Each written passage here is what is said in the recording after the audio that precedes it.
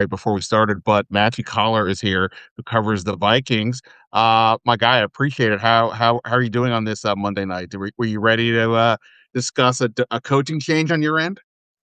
Well, I was just actually working on my breakdown of the Vikings 2026 offensive line options. So, I was doing football related stuff. And, I actually did expect Dante Jones to get a defensive coordinator position. Normally, when somebody has gotten that many interviews around the NFL and has a reputation as good as Dante Jones, that it was kind of inevitable that he would eventually get a defensive coordinator position. And something I find really funny, Ben, that I've seen from some coordinators that I have some familiarity with, like Drew Petzing being hired by the Lions or Jonathan Gannon being hired by the Packers. These are guys that I covered in Minnesota or gotten to know a little bit along the way. Durante is one of them. And inevitably, the fans, if you did not hire someone with Vince Lombardi's track record, want to have somebody's head because of this. And I've already seen some very strange comments from people who clearly know absolutely nothing about Dante Jones. And they're like, underwhelming hire. This isn't that exciting. Like, I don't know what you know about Dante Jones, but I'm going to guess that it's not a whole heck of a lot. So I can tell you right off the bat that his reputation here is incredibly good. And for me, that starts with Harrison Smith, because Harrison Smith is a Hall of Fame caliber player who, to me, is the most intelligent player NFL wise that I have ever covered. I mean, hands down. He was basically running the defense like a defensive coordinator on the field over the last 2 years under Brian Flores and Dante Jones. And one of the reasons he cited coming back was how much he loves working with Dante Jones. And I think when you can match up with a player like that, and these guys will walk around the practice facility together just talking ball, him and Dante Jones. When you have the respect of somebody like that, and you saw in the game how much Harrison Smith still had left. He gave Jaden Daniels complete fits and nightmares and picked off a pass from Marcus Mariota. I mean, the connection between he and Dante Jones has been incredibly good. So not only that, but I've had, opportunities to speak with Durante. And when you look at his background, this is somebody who has grinded his way up here. This is not, and look, I'm not one of those people who obsesses over who someone's dad is or whatever else, like I see from other people, because Clint Kubiak's in the Super Bowl. But Right. when we're talking about Durante, this is somebody who has had to earn every step of the way. And just an interesting little factoid about him is that he was actually hired by Mike Zimmer. And you think about the caliber of defensive mind Mike Zimmer was. And then they brought him back after a year with LSU in 2022. So he was part of that team. And then Brian Flores came in and kept Dante Jones on, which also I think speaks to now you have multiple different types of systems, multiple totally different types of coaches, because you had a Zimmer system, then a Fangio inspired system, and then a Flores system, which is wildly different than Fangio. And Durante was there through all of it, which I think probably has something also to do with Harrison Smith. But this is somebody who, if you talk to anybody in Minnesota, they're going to tell you that it's hard to lose him. And it's also really, really well deserved. All right. Well, as you can tell, I got somebody here who knows this, the new defensive coordinator, has thoughts on it. Just a quick bio for those of you who have not had a chance to actually read my story. So the basics are literally, we just started here. So Dante Jones, 47. He's actually from this area. That's nothing to do with why he was hired, but Bishop McNamara High School he coached at Bowie State. You talk about a guy who grinded his way. He was the defensive coordinator at Bowie State. I don't know how many people have ever been the NFL defensive coordinator who were one at Bowie State. He's never been an NFL coordinator. I think the thought was that Washington may look to bring in somebody with experience, in part because you have David Blau on offense. But Dante Jones, as you said, was DC at LSU. SEC is a pretty good place. They were, I want like top 25 in turnovers, top 7 in interception percentage. So there were some good things there. Goes back to the Vikings. And like you said, worked with Mike Zimmer under Brian Flores now the last few years. You would imagine it's hard to say exactly what scheme he'll do. He'll have his own thoughts, just like we don't quite know where Blau is going to be more Kingsbury or Ben Johnson. We'll see.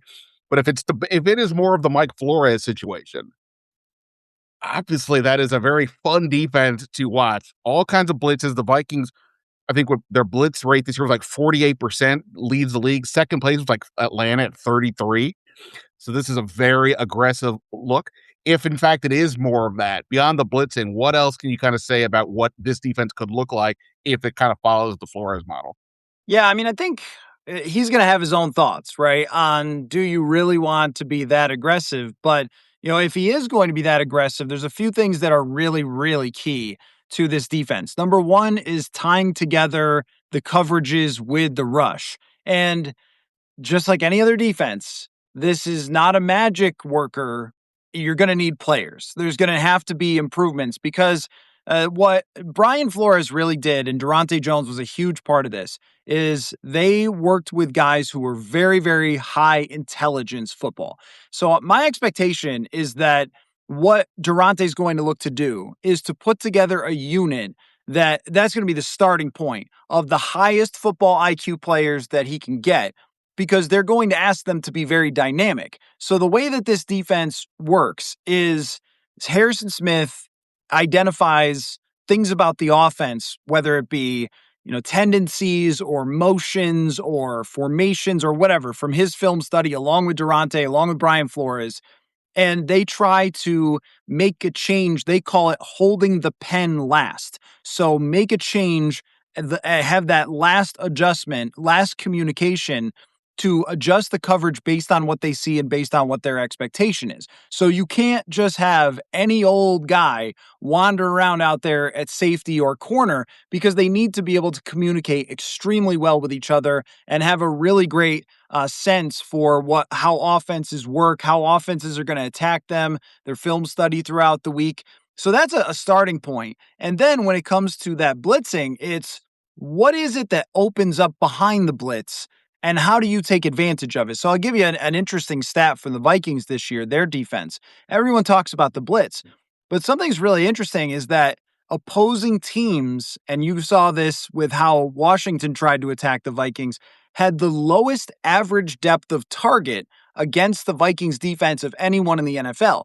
And what Byron Murphy Jr. told me at the end of the season, when I was asking him about, like, man, you guys in coverage, it feels like you know what's coming sometimes. And what he said is that when you can create quick pressures like that with those blitzes, there's really only two things that opposing teams can do. They can either try to take a deep shot on you and just launch it up over the top, or they can try to beat you with quick game. And a lot of times, as you saw in the quick game, Andrew Van Ginkel would jump the play, or you would send somebody off the edge and they would, knock the ball down or something like that. Or you're also going to need tacklers too. And this is very important to get tacklers because this defense is one of the highest by far in the entire NFL. And this is assuming that he's bringing over this defense or a very Right. similar version. It's one of the highest, if not the highest, a percentage of playing zone. And I know I saw some folks already who cover Washington talking about how their turnovers were they just couldn't cause them at all. And this is Yeah. something that, Next to last in the league, only the Jets were worse. right, and I think, I had as many picks as the Jets this year. So, the one of the philosophies, the core philosophies is to play zone defenses, which tend to get more turnovers, more interceptions as teams are dealing with the pressure, having to throw quick, and then you're asking the quarterback to make these really, really fast reads and make decisions quickly, but based on the pressures where the quick game is going to be behind it. So you're trying to send defenders into the area where it's going to be. And I think if you were to pull it out, like, because we can get into this, very granular, each guy's job in this defense that we could talk about because we've all been so in Minnesota captivated by it, right?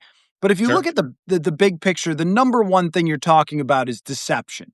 Is when a quarterback comes to the line of scrimmage and he looks over at the other side, he's going to see people standing up. He's going to see people lined up where he doesn't expect them to be. And I really think that Durante will look for his version of Andrew Van Ginkel and try to find a dynamic outside linebacker type who can also line up at inside linebacker.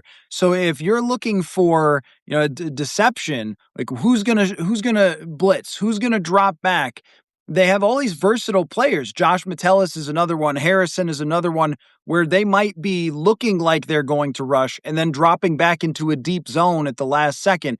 And I think this is the most modern way to play defense. And that's why when I kind of make fun of these people who are trying to formulate takes without knowing anything, like, do you understand that defenses around the league that you're seeing on a weekly basis that are driving quarterbacks crazy, a lot of it roots in what Brian Flores is doing, that he has had great influence along with Dante Jones on the rest of the league and how they've created these deceptive coverages. So if you're bringing that, I think it gives you a chance to take a step.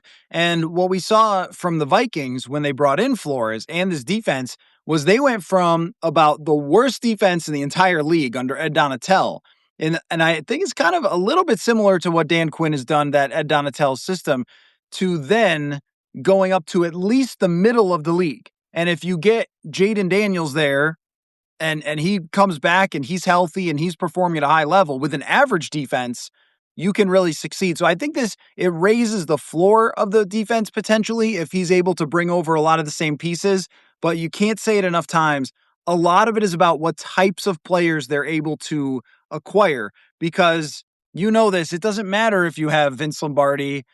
Actually, when Vince Lombardi coached in Washington, he didn't have the players and didn't have a lot of success. So that is going to be absolutely vital. And I think that's another thing that Durante does extremely well is identify talent and fit. He and Flores were, A+ when it came into bringing veteran players in. And I think that's something that has to happen right away in free agency. Fantastic. I would certainly, from a granular level, I would love to get you back on later on, and we can, if you have time to hash out some things, we'll have a better feel for at that point what Washington's personnel looks like. And look, the this was not an attractive position for a lot of people. I think it's realistic. They could not get, I don't know where Jones ranked on their list of candidates. He was one of the last guys they brought in. I think the plan was to look for somebody more experienced, knowing you have a first time coordinator on offense and David Blau. But as some other guys took other jobs, and again, I don't think anybody with a ton of options had Washington rated high. Perhaps the appeal of coming home was a factor. And also, look, as little talent as Washington has on defense, if we're being honest, they also have a lot of opportunity. $63 million in cap space already, six most, and they'll get more as they cut some other guys. They have the number 7 pick of the draft. They don't have a ton of other draft picks, but number 7 looks like they're in position to get a top, one of the top defensive linemen or safety in Caleb Downs, which obviously I would imagine would be fun for defensive backs. A guy with a defensive backs coach background. But let me just ask you this in terms of the basics. When I'm looking up what the Vikings were in, I see a lot of mention that they did a lot of 3-4 looks. I know they had linebackers who were, you could play coming off that edge. Washington has been like a nickel base or more of a 4-3 look. What's your view of that? Is it really a 3-4, or is it just they have these linebacker edge types that can cover, so they give just different looks? It's not really a 3-4, or is it? No, it is technically rooted in 3-4 because Jonathan Grenard and Andrew Van Ginkel are called outside linebackers in this system. And they were playing a lot of 5-man defensive lines with 3 really defensive tackles on the field. By the end of the year, if you watch, the Washington game back, I'm sure you will, or, against Detroit where they crushed them on Christmas Day, you look at that, they've got 5 down all the time on the defensive line. And I think that's something it can be a little bit risky when you're loading up the D line like that. I think it was a little bit out of desperation because they didn't have a true nose tackle to stuff, but that really is what I would say about that. Like, it is definitely rooted in that. And you want to have at least one of those outside linebackers who's a super dynamic player that can rush, that can cover.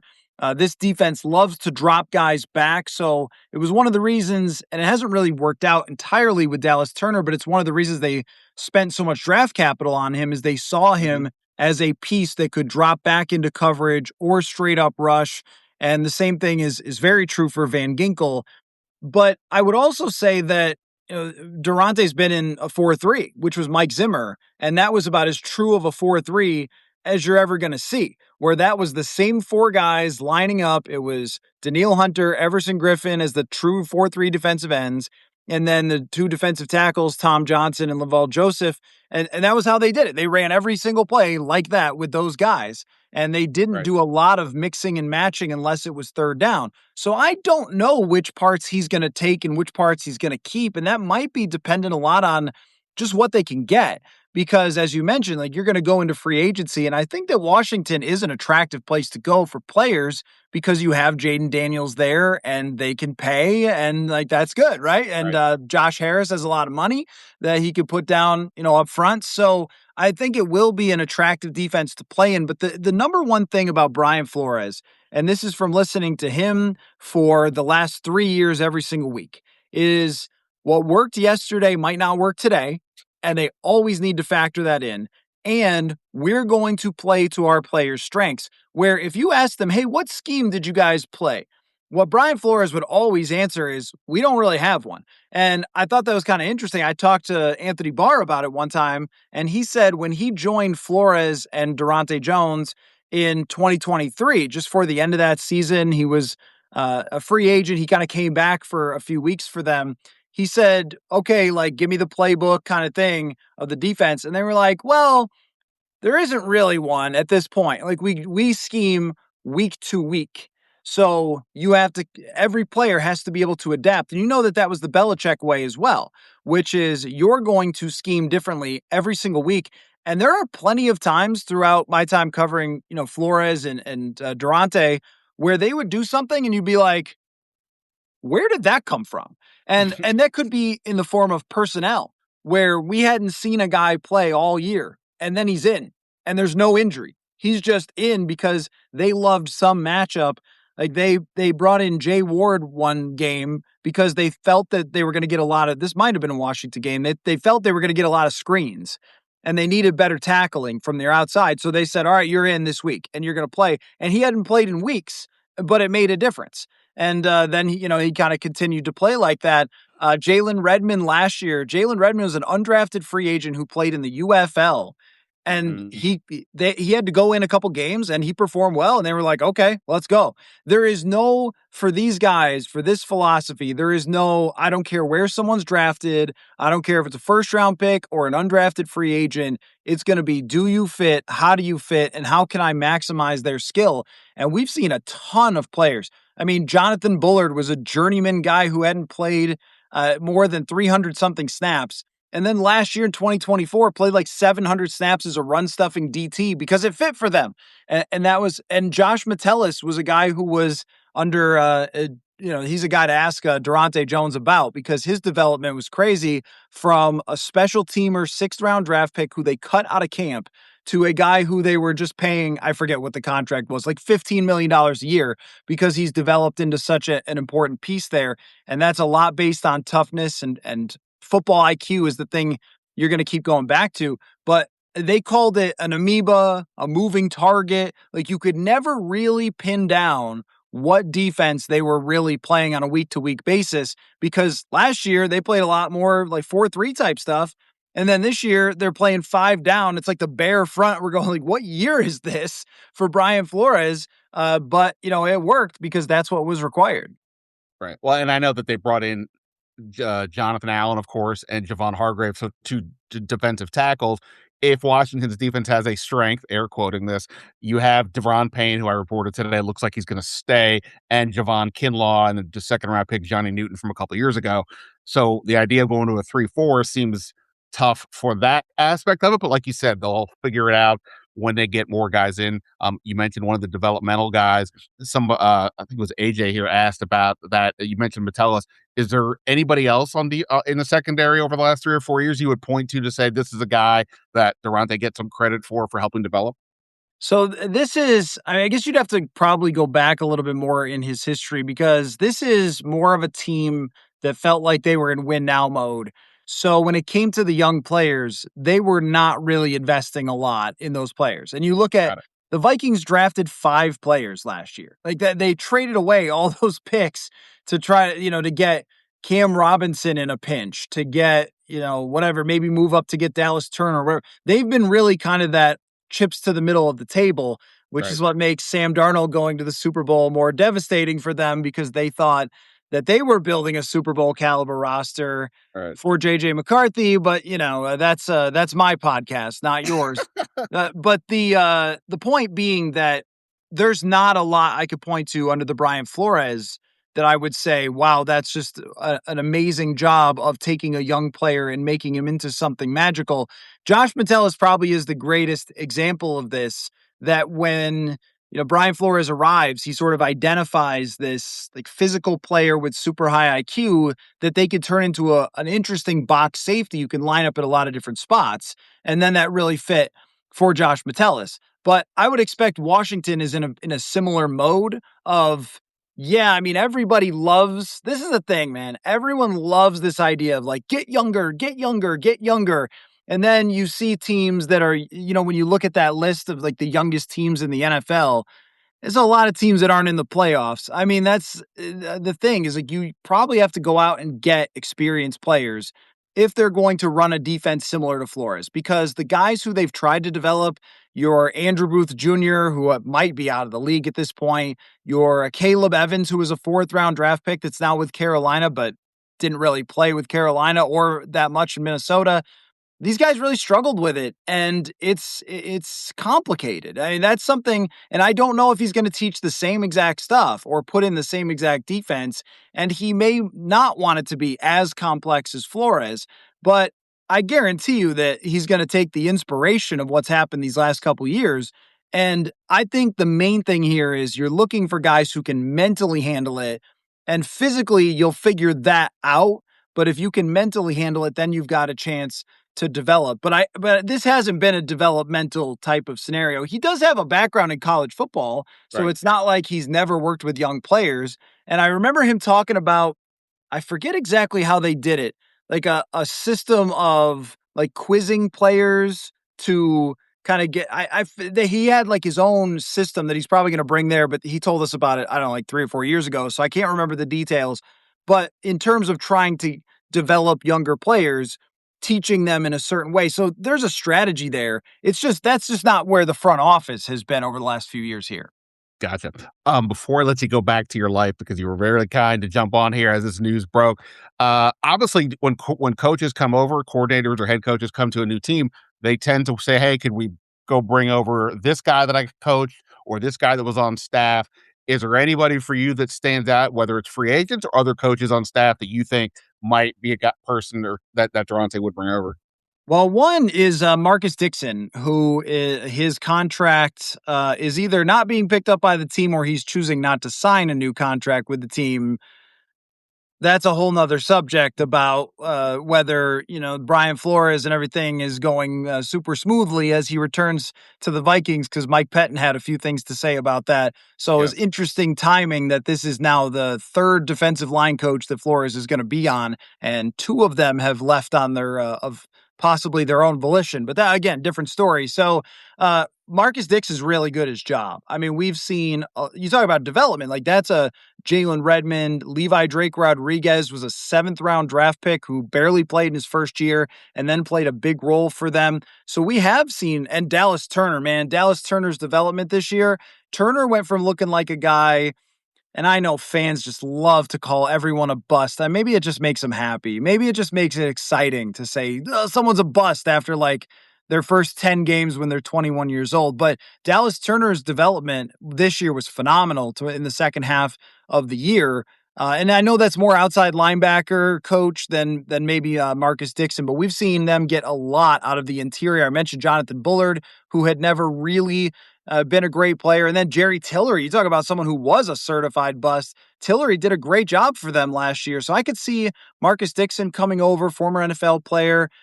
And I wonder about like even from the roster, they are probably going to cut Javon Hargrave. So could that be somebody that they try to bring over if they liked what he did for them last year, which I thought as the season went on, he got better and better in the system. But I don't know that there's a lot of other free agents that I would look at for the Vikings. Eric Wilson would be one of them that I'd think about, but I think the Vikings really want Eric Wilson back. But he was another example of a high, like super high IQ guy that had largely been a special teamer and backup. and this year he ends up being a starter and gets like 30 something pressures, plays outside, inside linebacker. Like that could be somebody that Durante wants to bring over as a veteran who really understands the system and is a great pro and a super high IQ guy. He's kind of like the main free agent that the Vikings fans really want back. Is there any world I see? Look, Harrison Smith is a free agent. I know he's a legend there, so I don't know if they would let him leave the building. Is there any world where they say, "Hey, you know what? We need somebody to help set the tone for this new group"? Is that even possible? Well, what I always like to say when people say is something impossible is that Brett Favre played for the Vikings once. Right? So nothing is impossible. And Kevin Garnett said, anything is possible when he won the championship. So we say that a lot here. I think it's pretty impossible. I mean, this guy, Harrison's got young kids. He is a Vikings icon. I would say if you were talking about most popular players the last 20 years, he'd be in the top 3 or 4. He had a really emotional send off at the end of this season.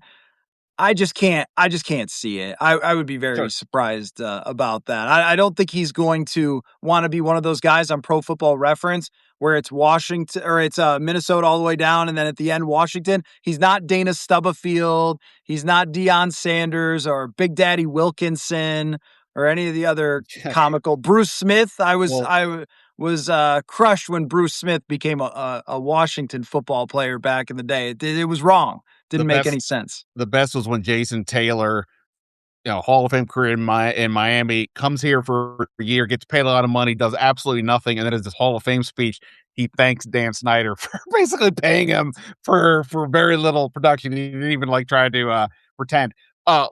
Last thing, actually, and this is more for me. Durante Jones, the quote. I know you don't talk to the position coaches all the time, but obviously fans also like to watch the live streams of the interviews, the press conferences. Am I going to get good quotes? What do you think?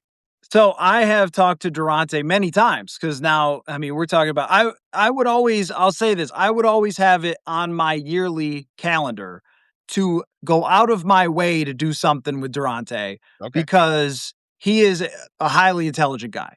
Like there's not going to be any mistake about I mean, look, if you worked for Zimmer and you worked for Flores, I think first you could probably get along with a lot of types of people. But second of all, you got to be on your stuff. And also, not to mention, I mean, he was passing game coordinator as well. So this is a guy who understands, I mean, a lot about football. But I will say that he doesn't have, and you're going to notice this about him, he does not have any salesman about him. So there is, I think you're going to discover like a very intelligent, very, very intelligent man who really knows his stuff and is going to present that to you with your questions and help the fans better understand stuff as he's done with me many times. But this is not a guy, and I've covered these guys, and I know you've covered these guys too, that go up to that podium with I mean, they might as well put makeup on them and get some special lighting and everything else because there's a lot of acting up there. And that is not Durante Jones. I think, and this is why you're going to see over the next couple days, I'm sure a lot of Vikings people very happy for him because I think that this is you see some people who in this business start on third base and they make it, or some people who make it because they play the game better than they actually coach the game. Or they make it because they got hooked up with, oh, well, this guy was on the Belichick tree or the McVay tree. So you get sort of pushed forward in line, whether you're actually good at it or not. That's not Durante, man. He has had to earn every single step of the way. And I think that's going to come across in his knowledge as you guys talk to him. But what would I expect a lot of your Substack headlines been Durante Jones has some crazy quote? Absolutely not. You will not be getting that from him. He's smart enough not to make too many headlines, I think, there. Fair enough. Fair enough. All right, Matthew, you rock. For those of you who don't know, of course, Matthew covers the Vikings, Purple Insider here on Substack. He was a huge help to me to get this launched, so I encourage everybody to go subscribe. I'm a paid subscriber, and obviously, I'm sure he's going to talk about Durante and whatever he's written about Brian Flores and all that. Clearly, is going to be somewhat applicable to what's going on here. Anything else we need to know from your world, or I would just say that judging hires is virtually impossible on day one. absolutely? And we live in a world where people want takes and they want strong takes on everything. the Vikings are now looking for an offensive line coach, and my audience is being like, "Who should they look at?" I'm like, "How the hell should I know?" Oh my god. How would I mean, I try as hard as I possibly can to know everything about this game, but how an offensive line coach is gonna implement certain types of blocking schemes, I'm not going that far out of my depth. So I would suggest that you give Durante Jones time to implement what he wants to do, to build this in his vision. And it's probably not going to be a by the middle of training camp, oh my gosh, this guy's a miracle worker, because nothing works that way. But I think when you look at the coaches over the years who have had success, I think they check off a lot of the same boxes as him. I think that long journeys here, lots of different levels, tons of different types of players, guys who you can't really just tie into, oh, well, the only reason he got that job is because he's dating the owner's daughter or something like that. And I know for Durante that he'll be absolutely thrilled to be back home as well. I don't know this for sure, but I think his family is still there, so I think it's going to be a really cool homecoming for him. But I think you can always though get a sense for like when you ask the where the guy last was, and people feel genuinely thrilled that this person is getting an opportunity because of how hard they work to do it. And I think that's how everyone will feel it in Minnesota. So, you're going to get a lot of, Twitter bots and stuff saying, oh, we couldn't get this guy. We couldn't get that guy. Well, this to me is about as well as you can do for a hire that doesn't have like the same type of track record as a Brian Flores, for example. Couldn't agree more. I also couldn't agree. I mean, I say all the time, anybody who says that they prefer this position coach to be the next coordinator or whatever, you should ignore them because they don't, there's impossible to say. It's even with coordinators. Sometimes you don't always know. Is it they making the calls? They don't pick the personnel. You never exactly know. But certainly you don't with position coaches. But if you're going to get one, the Brian Flores disciple seems like a pretty good way to go for fans to get excited about. Matthew, you rock. I really appreciate you doing this on such short notice. We'll definitely hope to talk again in the off season and talk more about what this could look like. Thanks, man. Yeah, happy to do it, man.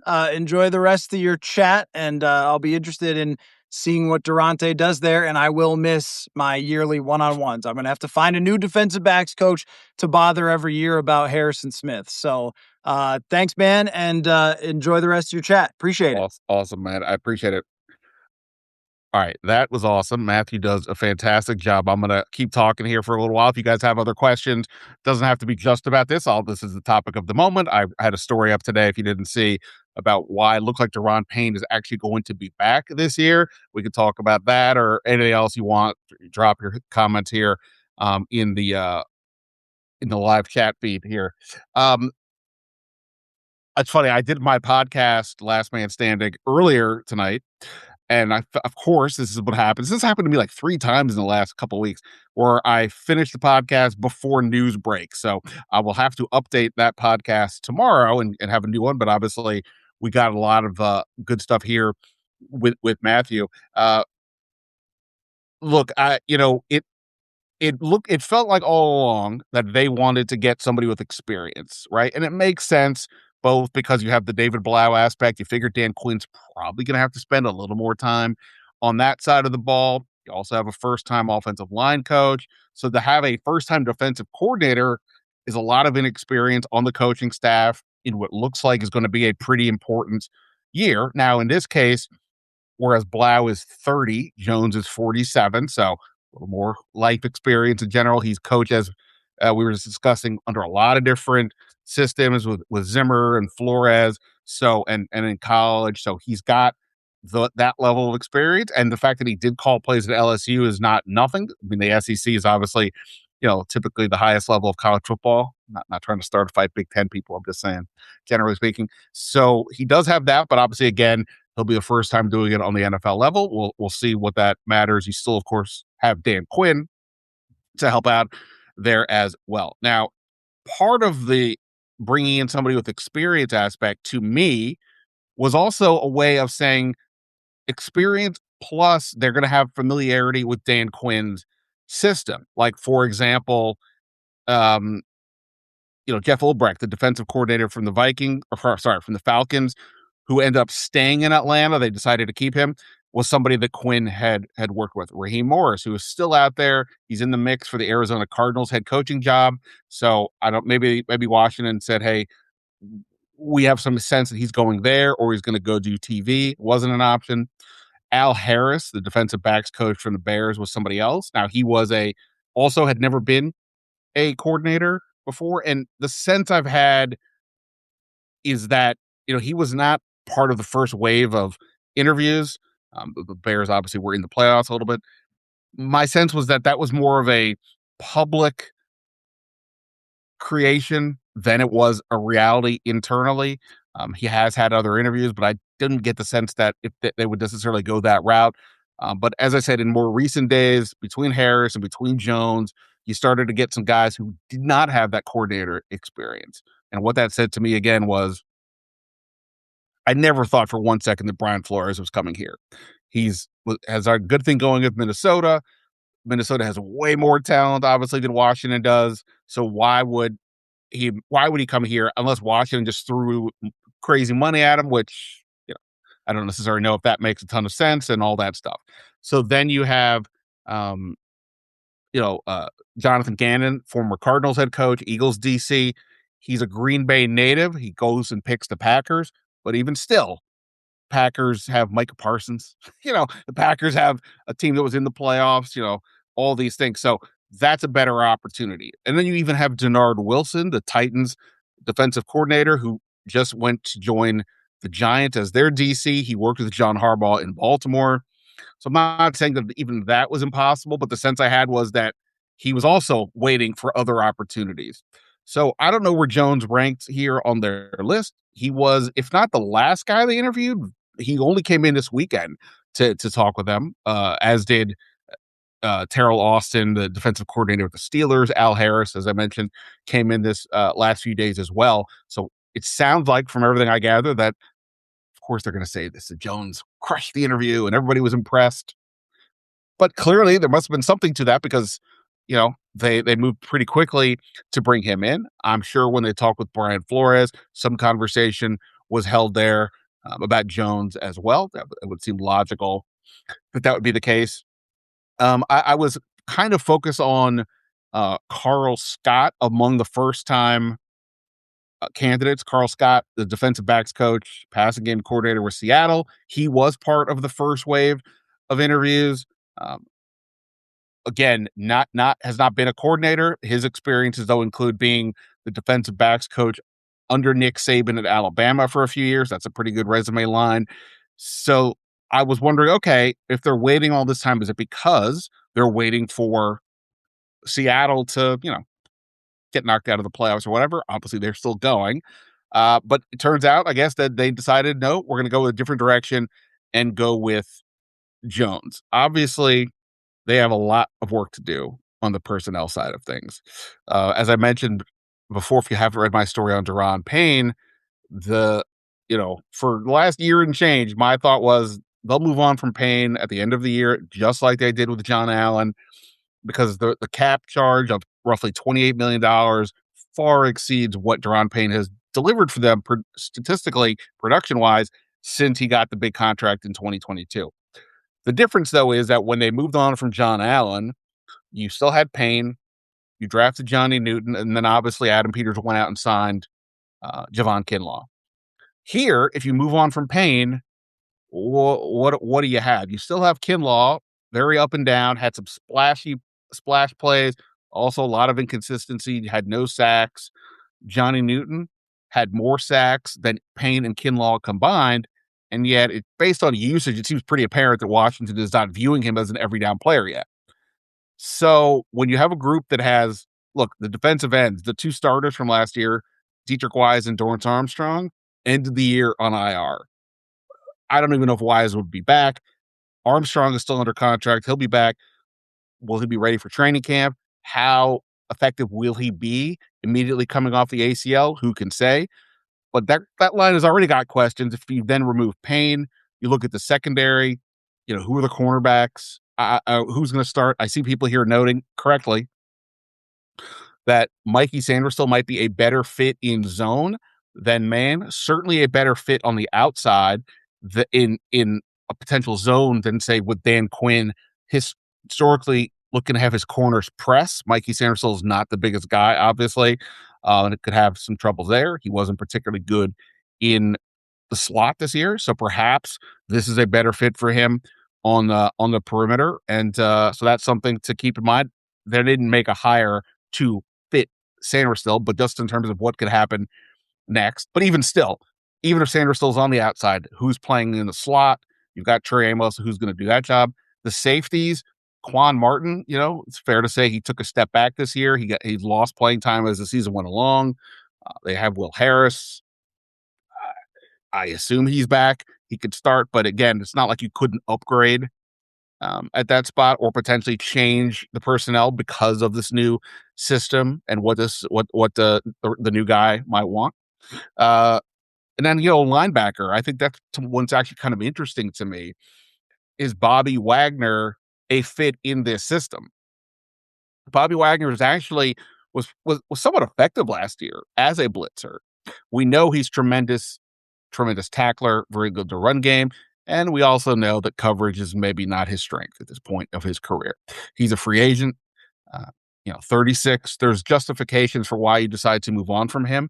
There's also, similar to Payne, a certain rationale to say, well, if we move on from him, then we're rolling the dice to Jordan McGee, who is clearly would be a big boost athletically in speed and all that, but he has not played the mic in the NFL. He has not called plays. He's not used the green dot in an actual game. Practice, sure, but for real in a game, no. So are they going to take that chance? Maybe, but maybe they don't. But this is where the scheme part here is interesting to me with regards to Wagner, because a new coordinator may be like, I need, if you're going to blitz a lot and, depending on what they want to do for coverages, then I don't know if Wagner works, but maybe if he doesn't have to play as much man, if the zone fits and they use him as a blitzer and maybe get him off the field on third downs, perhaps that's a way to go as well. So pretty interesting. If nothing else, we're done with the coordinator searches. There could be other coaching changes. Don't get me wrong. We just asked Matthew about anybody that could come over. He mentioned the defensive line coach. Daryl Tapp has that job here, so we'll see if something changes on that front. It wouldn't be surprising if Jones brings in somebody. It's always good to have a voice that knows what you're trying to do, help spread the word, and just have a confidant that's not somebody you're just meeting, but somebody you've been working with for some time. I think the offensive side is also very interesting to me in terms of the coaching staff. David Blau gets the job. We've discussed the potential there, the upside. That seems kind of fun, right? But doing that meant you didn't take Brian Johnson, who felt like was the next in line if Kingsbury didn't return. Brian Johnson is the assistant head coach and the passing game coordinator. Does he stay or does he look to get out? Anthony Lynn, the running back coach and run game coordinator, has had now 2 head coaching interviews, the Bills and the Browns. Again, I don't know that he's necessarily going to get either of those jobs, but he could, or at a minimum, maybe he's talking to those teams about possibly uh, being a coordinator for them or something more than that, or maybe he just looks to move on. Again, he wasn't even interviewed for the OC job here. Johnson at least was. I don't know that that matters to Anthony Lynn. I'm just noting he's getting 2 head coaching jobs and they didn't interview him for the OC job here, for better or for worse. So I think there still could be some changes on that on the staff. We'll see about that. Uh, and that could be even more than that. If Brian Johnson or Lynn leaves, do they bring in a veteran coordinator? I've mentioned a guy like Darrell Bevel before, who has been a coordinator. He's QB coach for the Dolphins as of last year, or this season, I should say.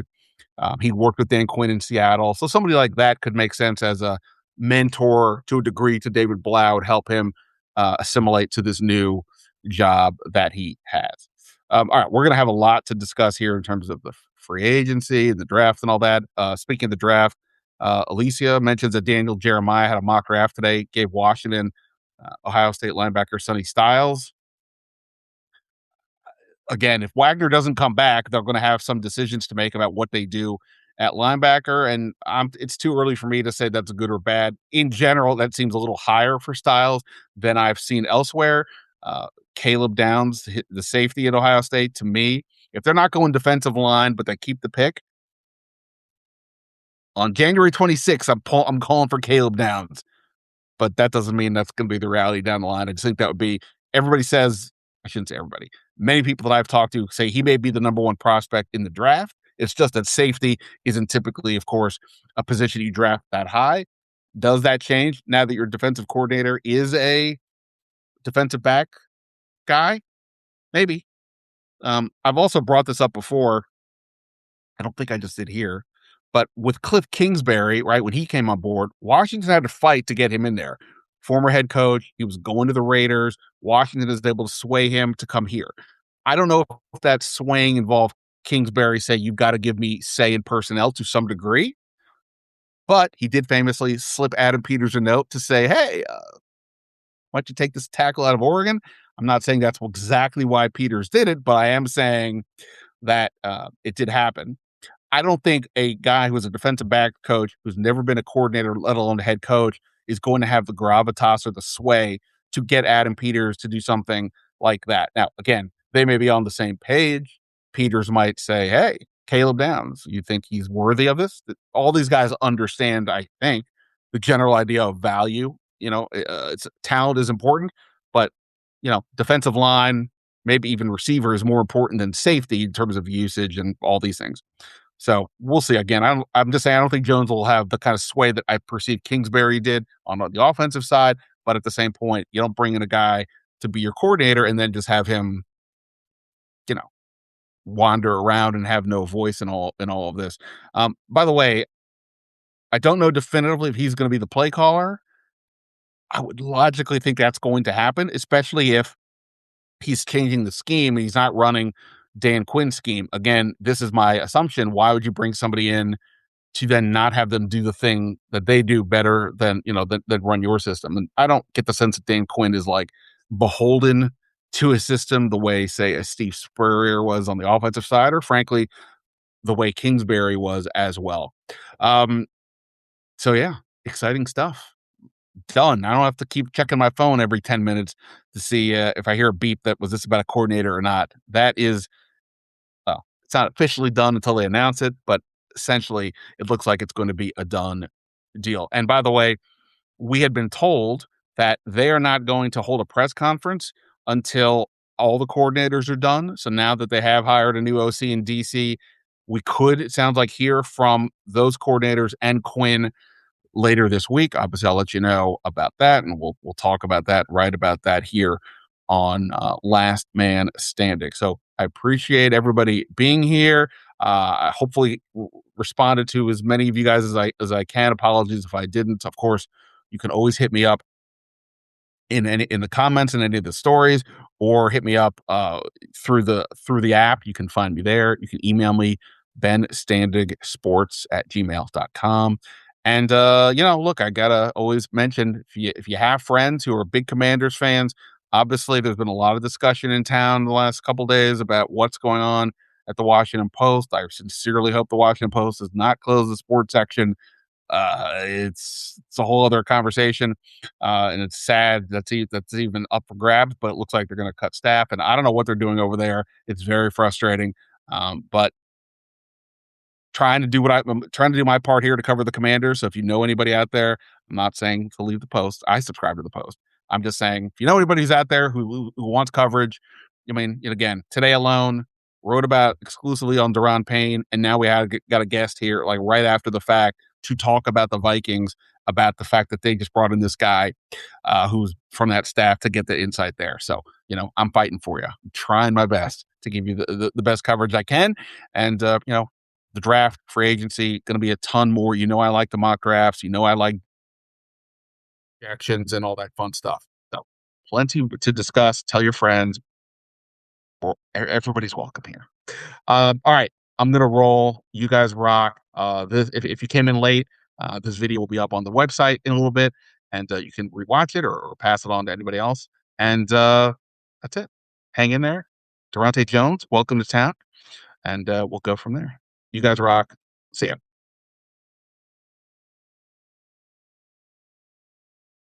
Oh crap! I don't have this. Oh, here we go.